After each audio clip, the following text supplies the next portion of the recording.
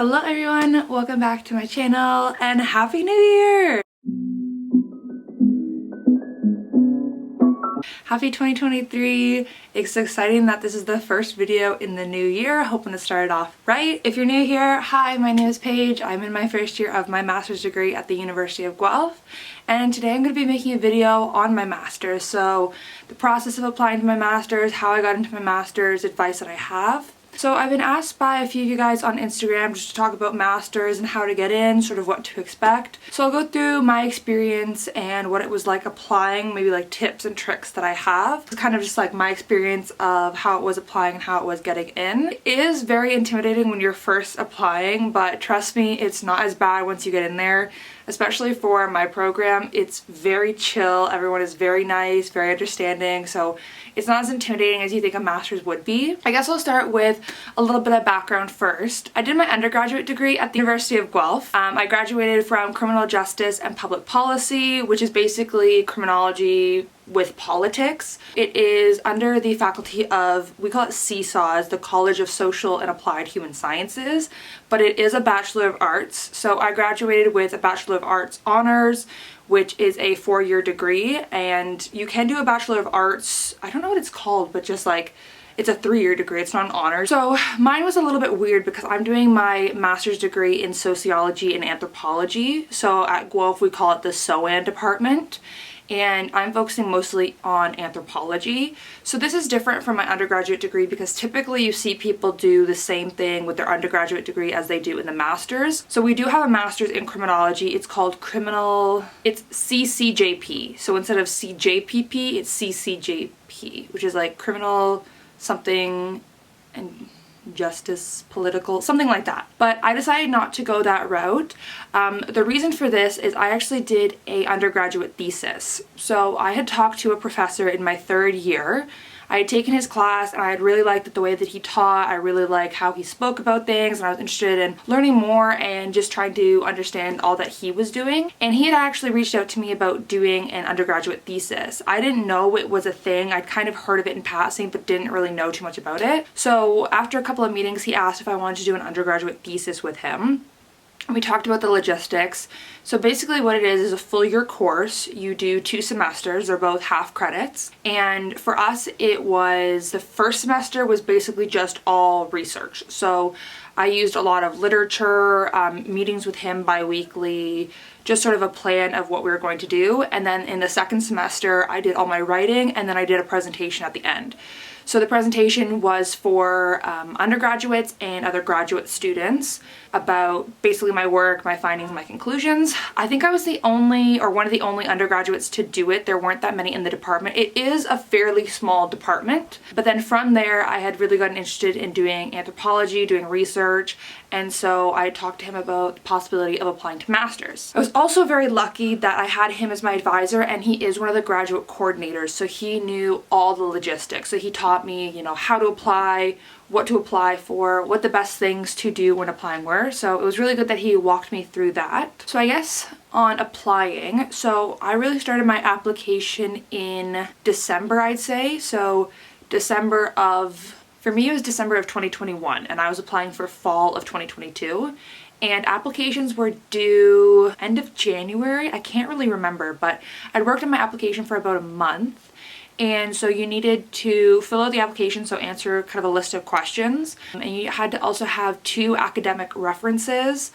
You could also choose a community reference if you'd like, and you had to have your transcripts. Now, again, I was lucky because my transcripts were already in the system at Guelph, so I didn't need to order those and submit them, but I did have to get all my references. I did have to answer all the questions. I can't remember exactly what they were, but they were pretty broad, just sort of like what you wanted your research to be, your topics and whatnot, and who your advisor was if you had one. And now this is something, it is helpful to have an advisor if you are thinking about doing grad school, but you definitely don't need to.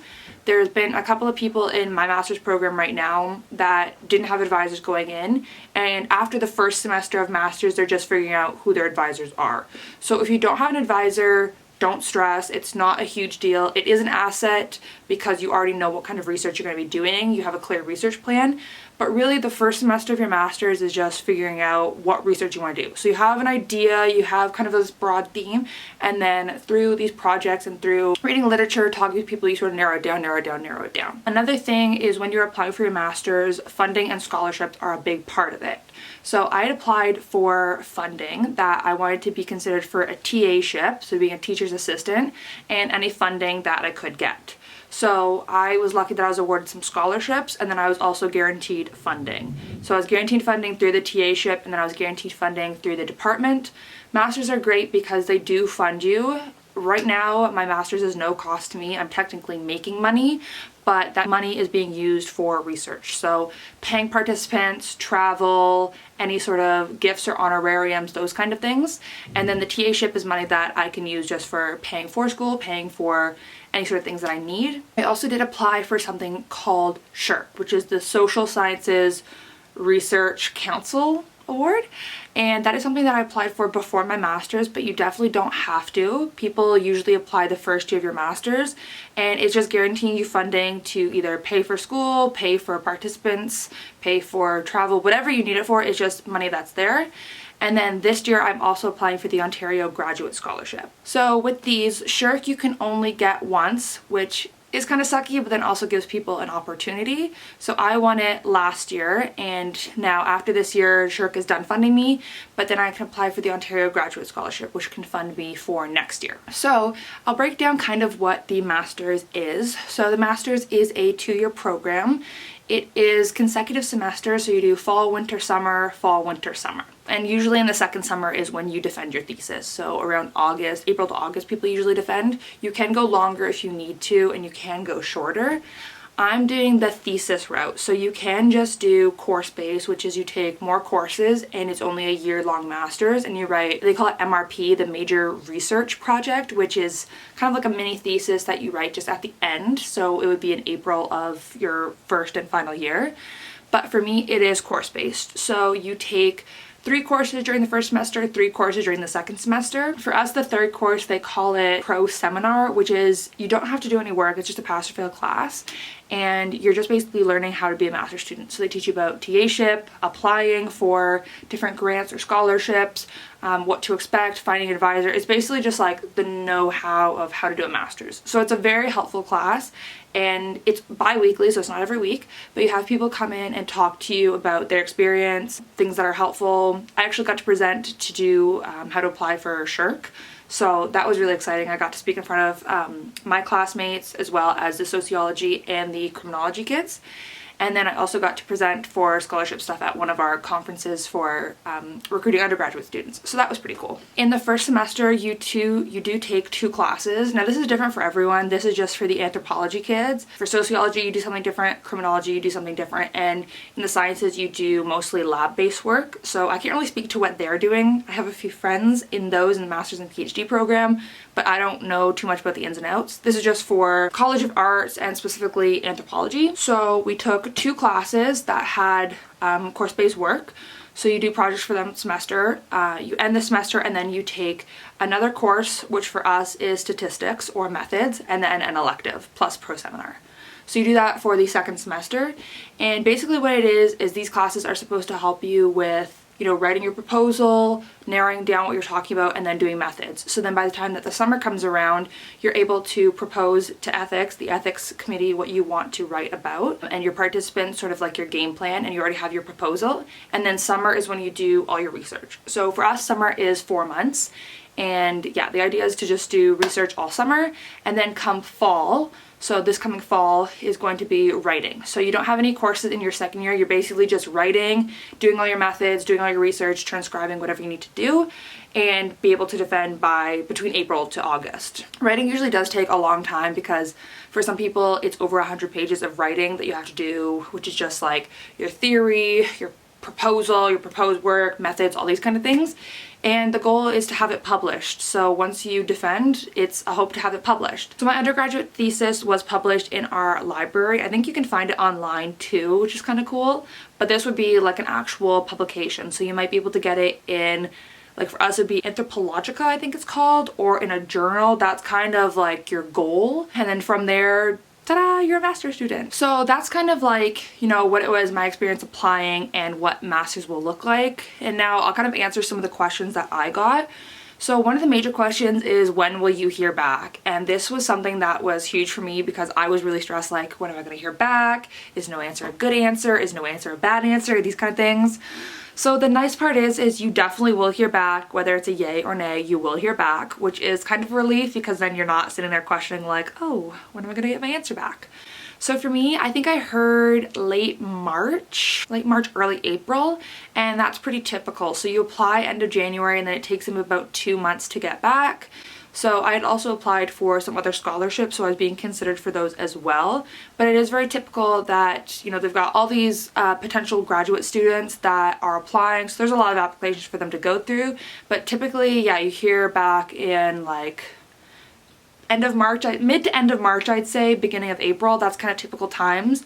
For undergraduate, this is different. Like undergraduate, you hear back June 1st, I think is like the deadline or something like that. Like that's when you hear back, something like that. I have to go back and check on that. But for graduate students, it is a little bit earlier, which is helpful because obviously you're probably applying to a bunch of other different schools, so you have to find living situations, your potential advisors, you have to kind of like sort out your life a little bit more, whereas undergraduate, it's a little bit less of that. So luckily you do hear back pretty early, and then you really don't start anything until fall of, you know, whatever year you're applying for. Typically you do start in the fall, and that's when you take all the courses with your other classmates, when you sort of get your orientation, all that kind of stuff. Another thing is when you're applying for funding, when do you get your money? So if you have applied for funding and you do get approved for funding, you typically hear back before you start your master's, which is nice because then you don't have to worry about money or jobs and you can kind of sort all that kind of stuff out. But you don't get your money until you start school. So I think this is just a safety precaution on their point, but if you have applied for money, you don't get it until you start school, which can be helpful but can also not be helpful. So just be wary of that and just understand that it will come. But again, this is just for Guelph. I don't know if this is for everywhere, but the money you get in increments. So you don't get all the money at once. You get an equal amount per semester, which is helpful for someone like me because budgeting is sometimes kind of hard, but it's nice because then it's like you're guaranteed an income. The same with TA-ship. So I'll talk a little bit about that. A TA-ship you apply for before the semester. So I think for us, we applied for TA-ships I think we applied for our TA-ships at the end of August, beginning of September, so before the school year started. And that's just so the professor can get everything sorted, can have a meeting with you, can discuss, you know, what your roles and duties are. And then for the winter semester, I think I applied, it was beginning of December, so end of November, beginning of December, and then you hear back usually the second or third week of December. They're pretty quick with the turnaround for that, but that's the same thing, just so that you have time to prepare for the course or meet with your professor or other TAs, that kind of stuff. And the same with TAs, so you get paid bi-weekly just like a regular job. You don't get the money in a lump sum, which is helpful because you have a steady income then during the year. TAs, you're required to work 10 hours a week.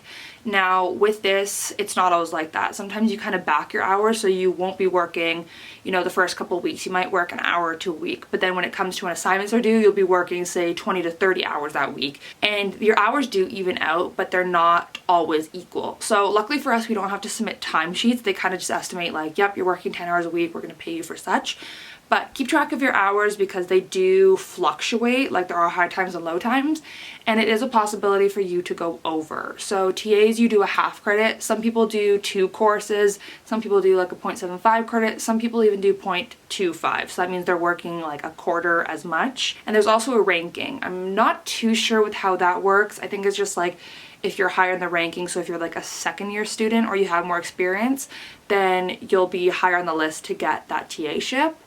Again, I'm not too certain on this because really I've only done one TA-ship, which was last semester, my first semester, and then I applied for a TA-ship this semester, and again, this is going to be my second semester working. So I'm not too sure on this, but there is sort of rules, rankings, how they calculate everything. But it's also helpful because, again, you have a steady income. You don't typically have to find a job outside of that. Again, you can work if you'd like, but you don't typically have to find a job outside that. And it works because it works with your school schedule. So if you're really busy one week with school, like you can kind of move your TA duties around, talk to your professor, that kind of stuff. So guys, I think that is all I have for this video. I went by things very briefly, but if you need me to discuss things in more detail, you can comment them down below. You can also direct message me on Instagram. That's where I'm most active, and that's where I got most of these questions from. So if you need help applying to your master's, if you're thinking to apply for your master's, thinking to apply to guelph, just shoot me a message and I can see what I can do. I hope you found this video helpful. I hope it'll help you in your journey to get your master's degree.